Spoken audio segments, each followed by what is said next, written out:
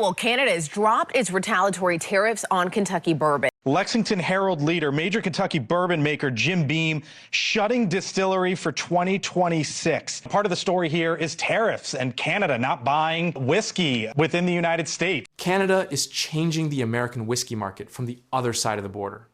Once a major customer for U.S. bourbon, Canada pulled American brands from government shelves and watched imports collapse. Now the damage is spreading beyond lost sales. Prices, supply chains, and consumer choices are shifting, and American whiskey makers may be losing more than just one market. American whiskey exports to Canada didn't just decline, they collapsed. In a single quarter, they cratered 85%, falling below $10 million for the first time in recorded history.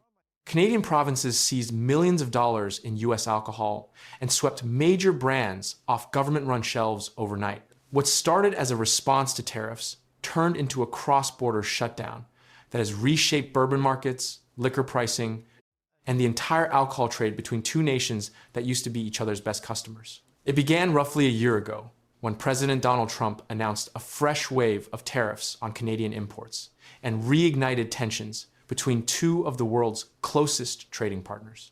Canada's response was unexpected.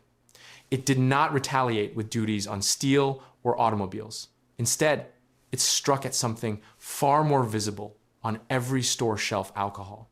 And Canada had a mechanism no private market could match. In most provinces, liquor is not sold by private companies.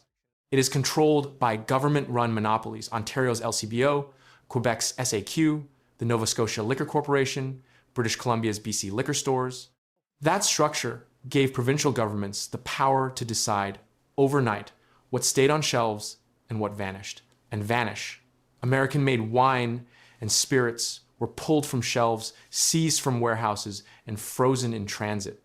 Bottles of bourbon, whiskey, and California wine that had been headed for Canadian consumers suddenly became political casualties.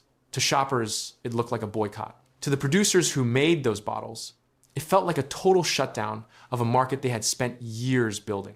One episode made the crisis impossible to ignore. In Ontario, the major importer Rogers & Company had more than $1.5 million worth of prestige California wine seized by the Liquor Control Board of Ontario. These were elite Napa Valley bottles already sold, already shipped, already destined for restaurant wine lists. In an instant, they were locked inside government warehouses. The company's managing director described the aftermath in stark terms: staff layoffs, office closures, and delivery workers cut to reduce schedules. Across Canada, more than $100 million worth of American alcohol remained in government possession. For small U.S. producers, the pain was even more personal. Todd Cavallo, a winemaker in New York's Hudson Valley, lost $10,000 in Canadian orders overnight, a devastating blow for a small operation.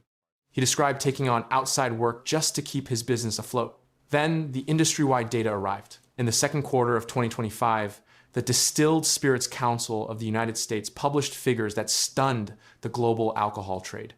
American spirits exports to Canada plunged 85%, falling below $10 million total, the lowest level ever recorded.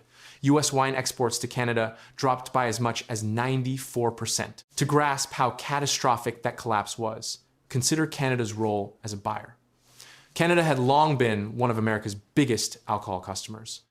Ontario alone used to purchase nearly $1 billion worth of American alcohol every year. In 2024, 35% of all U.S. wine exports went to Canada. Then, in the span of a few months, that market almost disappeared entirely.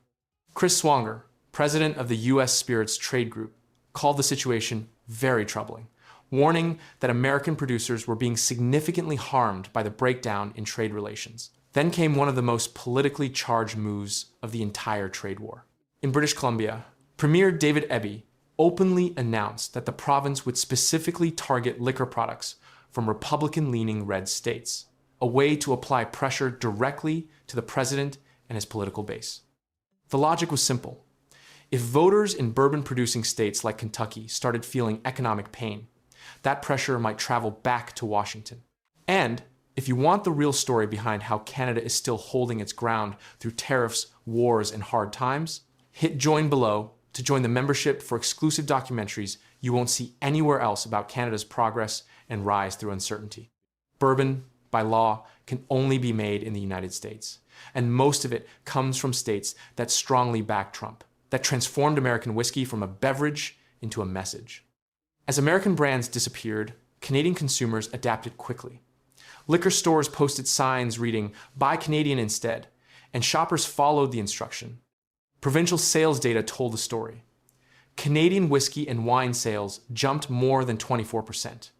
Ontario wine sales surged 56%. Nova Scotia saw local spirits climb by over 24%. Bars and restaurants rebuilt their menus around domestic labels, retailers promoted Canadian brands, and holiday tastings in Toronto and Ottawa reported record-breaking sales of Canadian wine. For Canadian producers, the trade war became an unexpected windfall. One Nova Scotia distiller described customers walking into stores asking a single question: what is local? Back in the United States, the damage rippled through Kentucky. The Bar Distillery, a small bourbon producer, had built strong momentum in Western Canada and expected the Canadian market to make up as much as 20% of its sales. Then the boycotts hit, and its expansion plans collapsed overnight. The company's co-founder explained that for a small distillery, every case matters, and suddenly entire shipments had nowhere to go. Tourism suffered too. Canadian visitors to the Kentucky Bourbon Trail dropped sharply, and New York's wine regions near the border reported fewer Canadian tourists making their usual weekend tasting trips. The trade war was not only cutting exports, it was hollowing out entire regional economies. Industry leaders reached for one word to describe what was happening to American spirits in Canada: stigmatized.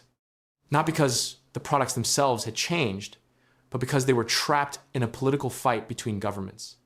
One California wine importer said the boycott was stigmatizing the entire category, telling consumers exactly where to direct their resentment. Even Canadian retailers admitted the mood was emotional. Some customers were thrilled when U.S. bottles briefly reappeared, while others refused to touch them. For many Canadians, buying alcohol had become a political statement. In December 2025, something unexpected happened. Several provinces let American alcohol back into stores, but with a catch. The bottles were only being sold to clear expiring inventory, and the proceeds went to charity. Nova Scotia moved more than $2.2 million worth of American spirits in a single week. Yet the province's premier was blunt about what it meant. Once that inventory was gone, no new U.S. orders would be placed. It was not a reopening. It was a farewell sale. Canada was not the only market turning away. The U.S. Spirits Trade Group reported that exports to the United Kingdom fell nearly 30%, and exports to Japan dropped more than 20%. Together with Canada and the European Union, those markets make up 70% of America's international spirits business. For Brown-Forman, the parent company of Jack Daniel's, sales to Canada alone fell more than 60% in a single quarter. Executives warned investors that trade tensions were creating significant headwinds across their global operations. Even if the tariffs were lifted tomorrow, many experts believe the damage will not simply disappear. Canadian consumers have discovered local alternatives. Bars have rebuilt their wine lists. Importers are wary of risking shipments that could become unsellable again.